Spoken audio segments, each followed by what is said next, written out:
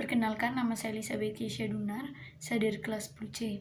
Sekarang saya akan mempresentasikan materi mengenai sosialisasi dan pembentukan kepribadian, faktor-faktor pembentuk kepribadian, dan agen-agen sosialisasi. Sosialisasi merupakan sebuah proses penanaman nilai atau norma dari satu generasi ke generasi berikutnya. Ini terjadi dalam suatu masyarakat ataupun kelompok lain. Jadi, melalui sosialisasi ini, seorang anak dapat belajar tentang nilai dan norma yang berlaku dalam masyarakat.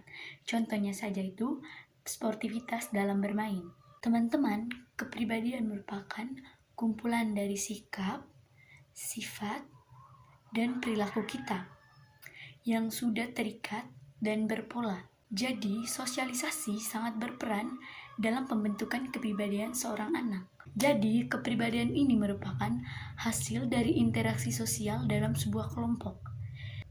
Dalam pembentukan kepribadian, sosialisasi sangat berperan penting, karena sosialisasi bertujuan untuk membentuk diri seseorang agar bertindak dan berperilaku sesuai dengan nilai dan norma yang berlaku di masyarakat tempat tinggalnya tersebut. Teman-teman, setiap orang itu memiliki kepribadian yang berbeda-beda. Hal ini dipengaruhi oleh beberapa faktor. Yang pertama itu warisan biologis.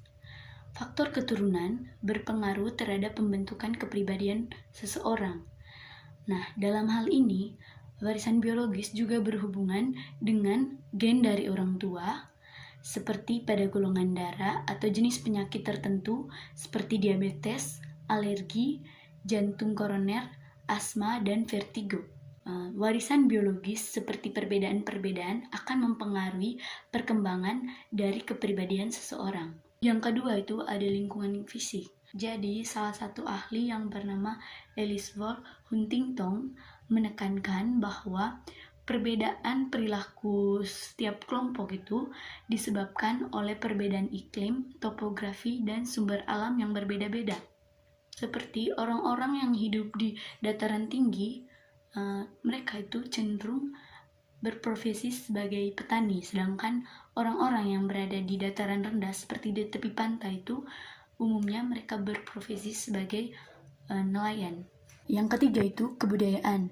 Kebudayaan adalah keseluruhan gagasan pengetahuan manusia sebagai makhluk sosial, baik berupa gagasan, aktivitas maupun hasil aktivitas manusia yang digunakan untuk memahami lingkungan dan pengalamannya serta dijadikan sebagai pedoman hidup bagi anggotanya.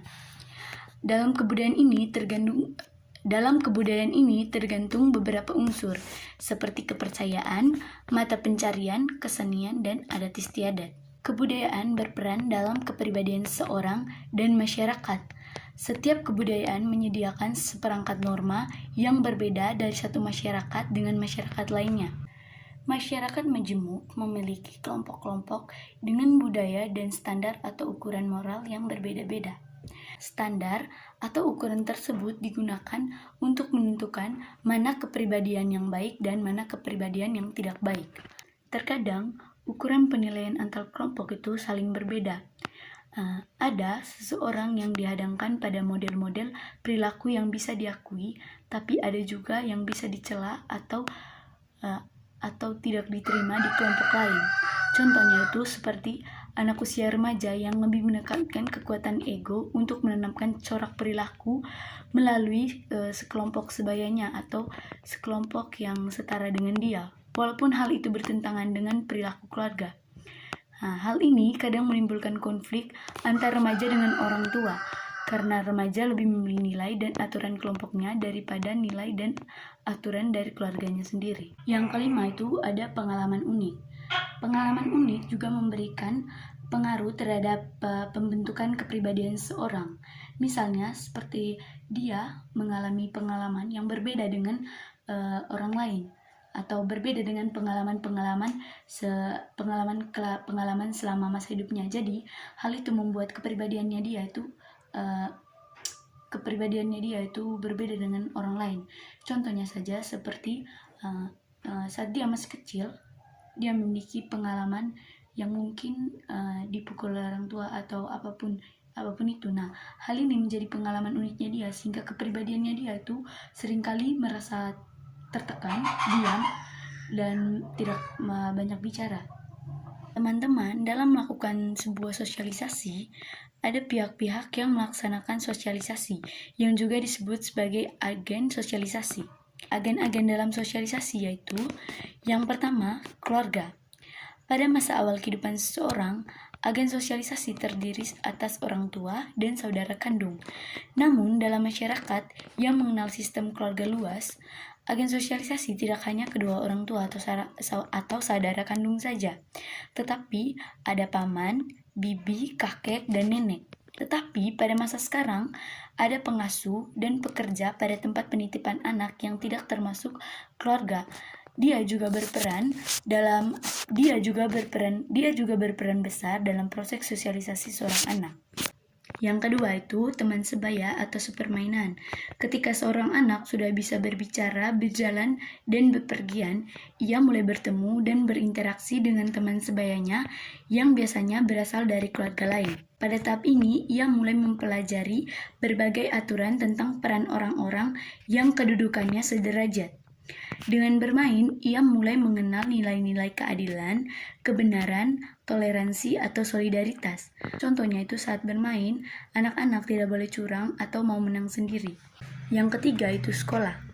Di sekolah, seorang anak mempelajari hal baru yang diajarkan di dalam keluarga maupun kelompok sebayanya. Di sekolah, seorang anak dipersiapkan untuk peran-peran baru di masa mendatang saat ia tidak bergantung lagi pada orang tuanya. Sekolah tidak hanya mengajarkan pengetahuan dan keterampilan yang mempengaruhi perkembangan intelektual anak, tetapi di sekolah juga diajarkan hal seperti kemandirian, tanggung jawab, dan tata tertib. Yang kelima, media massa. Media massa terdiri dari media cetak seperti surat kabar atau majalah, dan media elektronik seperti radio, televisi, internet, film, dan CD. Media massa merupakan bentuk komunikasi dan rekreasi yang menjangkau banyak orang. Minat anak-anak terhadap siaran televisi yang menayangkan berbagai jenis film membuat media ini begitu dominan dalam proses sosialisasi.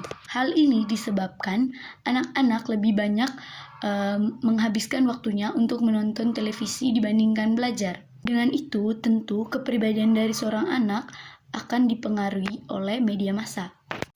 Sekian presentasi dari saya, terima kasih.